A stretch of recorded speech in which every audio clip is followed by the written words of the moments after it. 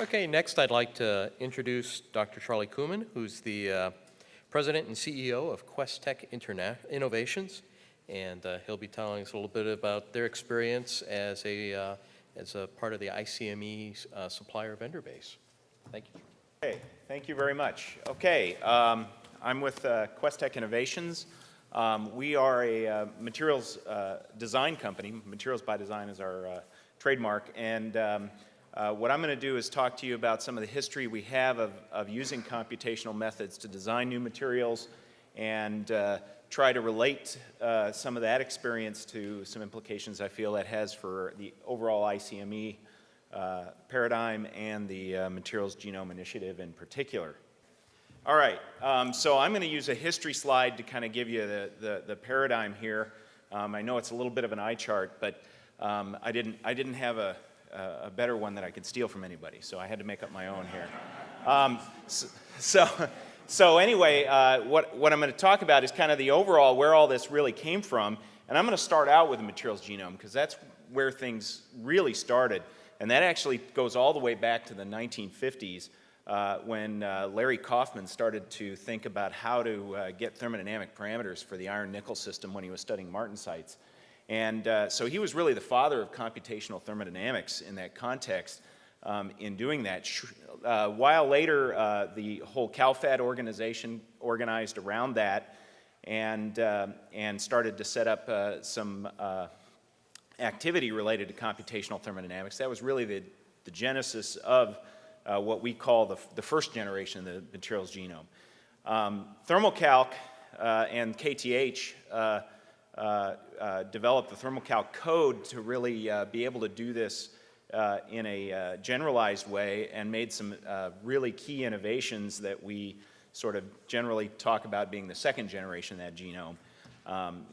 Adding the sublattice models and the Ridley-Kister polynomial descriptions of thermodynamics.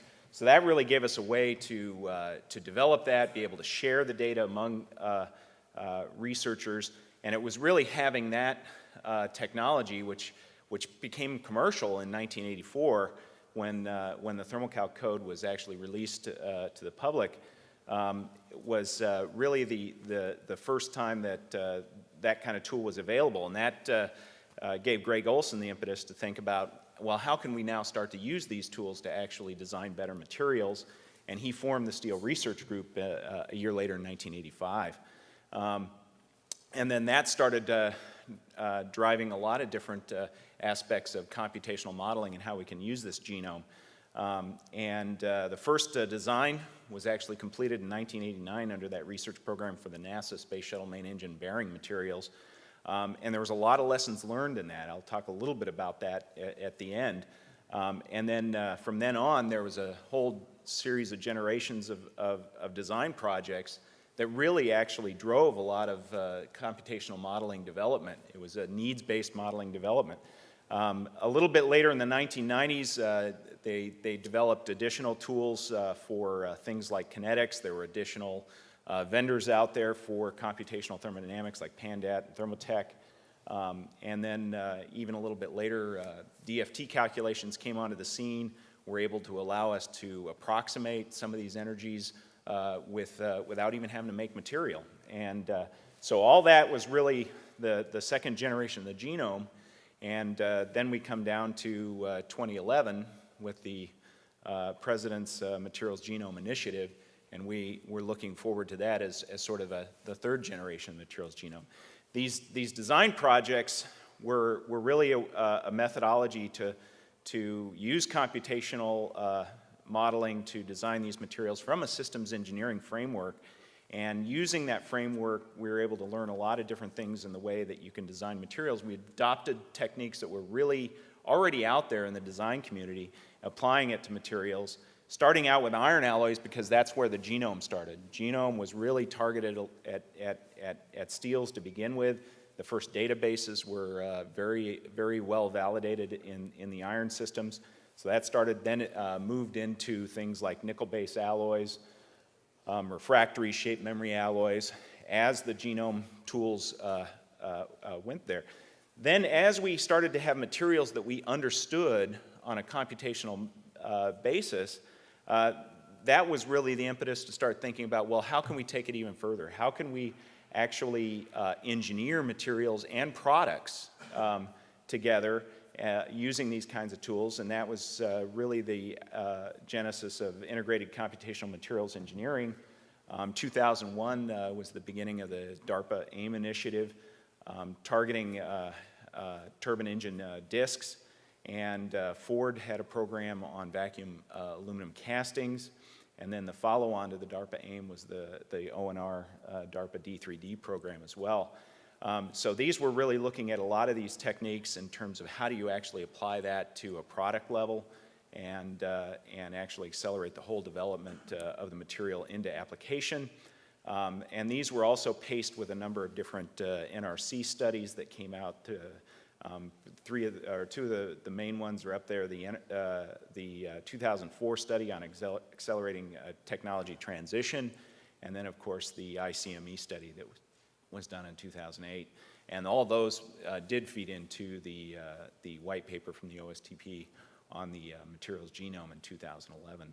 So what I'm going to do now is I'm going to talk a little bit about a couple of these projects to kind of define what we really mean by computational materials design, how the genome and how these modeling techniques feed into that, and then look at the effect of using those techniques in terms of how well does that achieve the kind of goals that they're looking for in the MGI related to acceleration.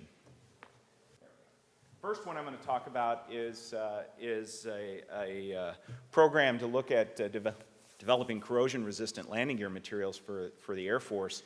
And one of the key issues related to materials design is you're really designing something for a specific purpose. And so you can't develop a material without knowing what you're developing it for. And the more specific the purpose, the better you can be at designing that material. In this case, we're targeting landing gear components that were currently made in very environmentally sensitive materials like 300M. These materials were cadmium plated for corrosion resistance. That represents an environmental hazard, and as well, they don't work very well. So a lot of these components would have corrosion problems. They then have stress corrosion cracking failures and hydrogen embrittlement failures that result from the coating process itself.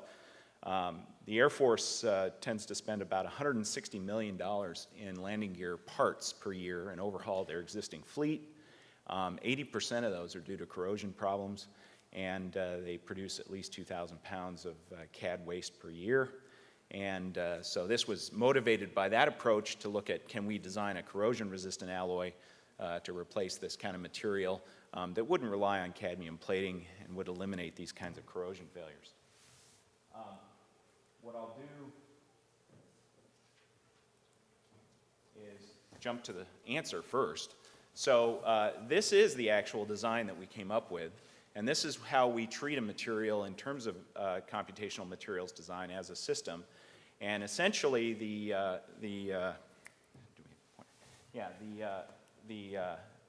in the design sequence, we actually go right to left on this figure. So we actually look at the performance requirements and define specific properties. We then design microstructural subsystems that can achieve those properties, and then we find relative compositional space and sequential processing steps that can allow us to achieve those microstructural subsystems in the way we need to do that. So this is an example of how we end up with a design in the end. During the process, we're evaluating a lot of different concepts and a lot of different types of materials that we can use to achieve that. And one of the ways that we go through that process is with all these different links. So we can identify the dependencies of these different parts of the system on each other with process structure models and structure property models. And then we can apply our modeling capabilities to evaluate and control those and optimize the outcome of the system. So it is these modeling components that are very important, and they're needs driven. So we have a very specific objective to achieve of controlling a certain part of the microstructure with a given model, and so we do the modeling in that way. This is the actual sequential process that we go through when we do that. So we have different stages of design here in these green boxes. We do conceptual design very early, then parametric designs until we finally get a finalized design. And this would be what we would consider kind of the end of the overall design process. The rest would be what we consider accelerated insertion of materials processing, where we come up with a detailed mill specifications and the qualification. The important part is that when we do the conceptual design, that's where we have the most opportunity to affect cost and risk in the system. So it's very important that during conceptual design we take into account this full approach. And as Bob indicated, you know, the idea that we can incorporate scale up into these early phases does accelerate the overall process considerably. These are the modeling components we use during those various phases of design, and you'll see that in the very early stages we use more fundamental parts of the material's genome. We use thermodynamics, we use quantum mechanics and ab initio methods to get at basic properties of the various phases we're using, and then as you move up into more detailed design, that's when we go to simulation-based tools, things like precipitation simulations and those sorts of things, and fracture simulators and fatigue simulators. So then you go through this process of starting out with very small model alloys all the way up to production alloys, and the final step is really providing the designer with that data that they require to design components with.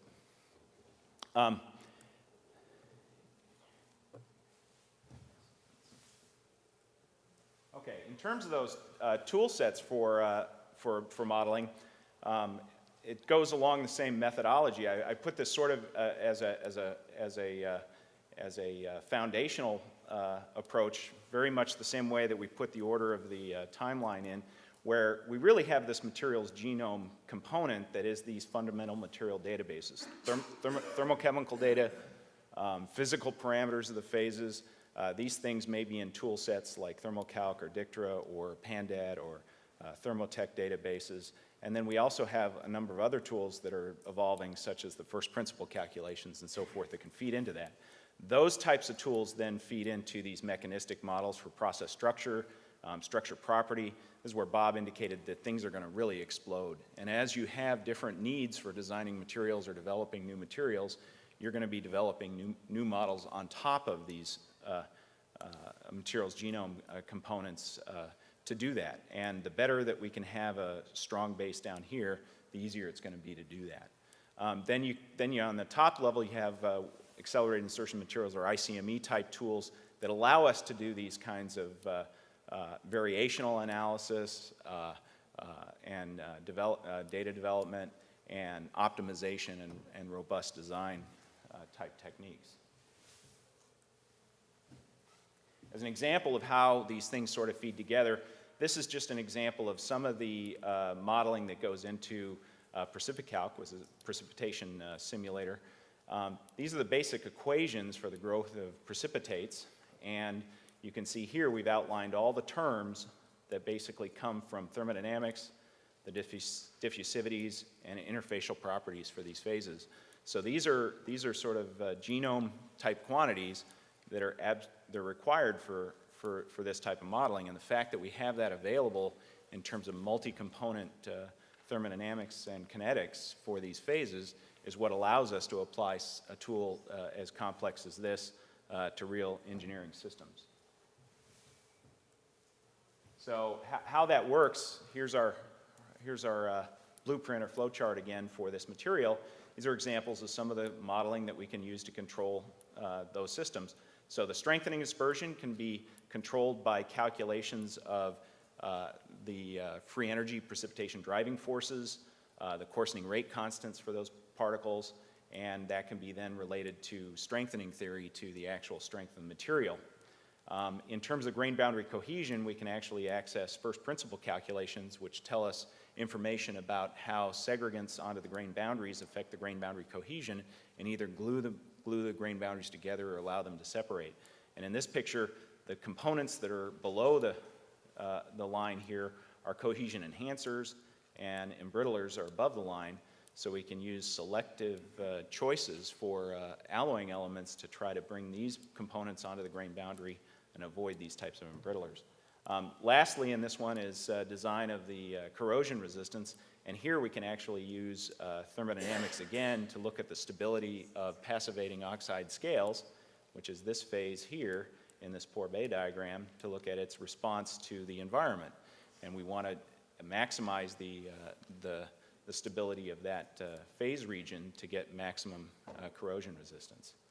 So this is an example of how we apply that to these kinds of materials. But now we design a material, we've got to be able to tell how it's going to operate, and as Bob illustrated, we're more interested in minimum properties than we are average properties, and so with the DARPA Accelerated Insertion of Materials techniques, we can actually do that. For this actual alloy, this was the first time that the AIM technique had been used to proactively predict the minimum properties of a given material. And so we were able to take the modeling we developed designing it and put in the process variation into the simulations and simulate the data sets. The process is basically you simulate a lot of data sets based on that process and compositional variation information that we see from the supply chain, and then we use a minimum amount of data. In this case, we only use 30 data points from actual data to then calibrate those model predictions and predict the minimum properties. And so this is a distribution of the ultimate tensile strength of that alloy that show that the 1% design minimum is actually 280 KSI, which was the requirement for a drop-in replacement for these landing gear applications. And you can see that we verified that with a full data development. This is 300 data points of actual data from production material that then demonstrate that we got it right. Now, one of the real powers of this kind of technique is sort of hidden in here, in that the first time we did this, we estimated the 1% minimum, and we were actually 3 KSI short of the requirement. That allowed us to have time to go back and actually fix it. So we were able to go re-optimize the thermal processing of this alloy without changing the composition and raise the strength level by 3 KSI. We then re-estimated the A basis and saw that we could fit. That saved us probably about a year and a half in development and over $1 million in data development by doing that. This material is now flying. It achieved its first flight in December of 2010 as the first computational alloy qualified in a flight critical application. So that was basically, it made it eight years to flight qualification in this context. I'll give you an example of how we're, another example of how we're doing that. This is a landing gear steel for the Navy, which has different design requirements. So again, a very specific requirement for the alloy leads to a different design. And here they needed very high strength, and we're designing primarily for lower cost and better manufacturability. So again, I won't go into these details because we don't have a whole lot of time, but again, we could use various modeling techniques to control the system. We were able to actually achieve an AMS specification for this alloy in 4 years from the initiation of the program. And we're currently qualifying flight critical hardware for the hook shanks on Navy aircraft, and those should be ready to fly early next year, less than 5 years from the time we started this effort. And again, we've been able to use the AIM techniques to predict the design data, and here's the AIM analysis that uses 30 data points from the initial specifications, and then we have computer-generated modeling data to get us down to the 1% confidence level, and we get a 285 KSI ultimate tensile strength. And we're validating this right now, so the real data is now coming in and tell us whether we got that right.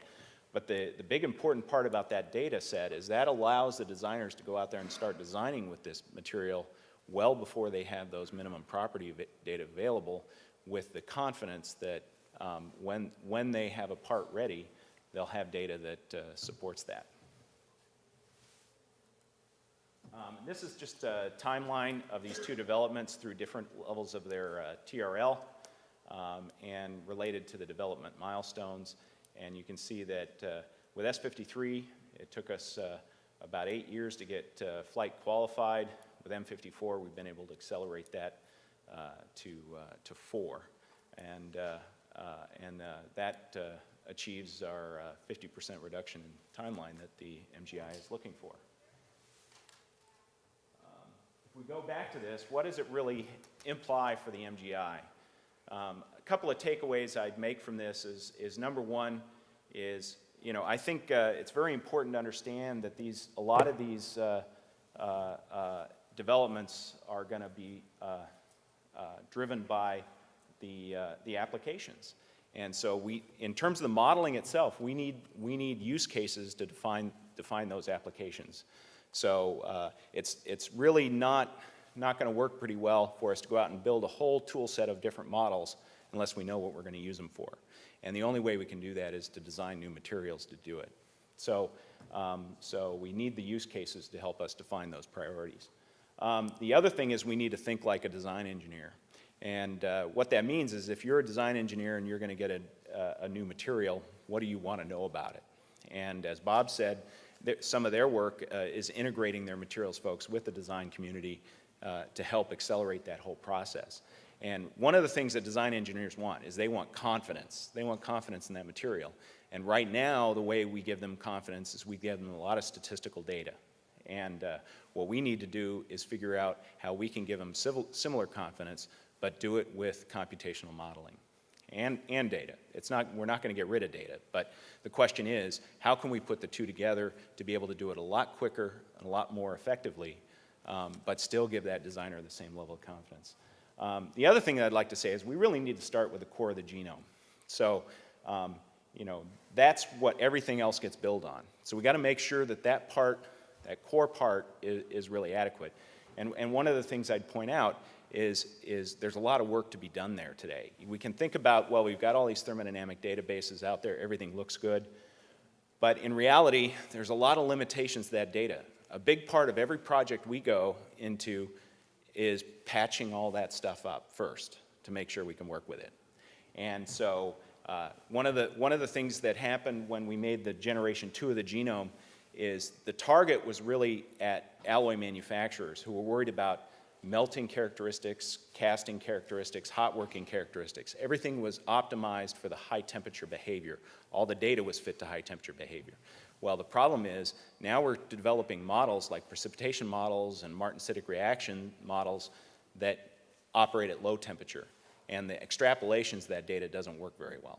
So one of the things we need to do is start out with just the component thermodynamic data and get consistent thermodynamics for the pure components that actually work from low temperature to high temperature. And then what that means is we've got to redo everything else if we do that. So we got to go out there and start doing that. And I think that's a key thing for the MGI to get started on. With that, I'll finish up, and if anybody has any questions, I'd be happy to take a few.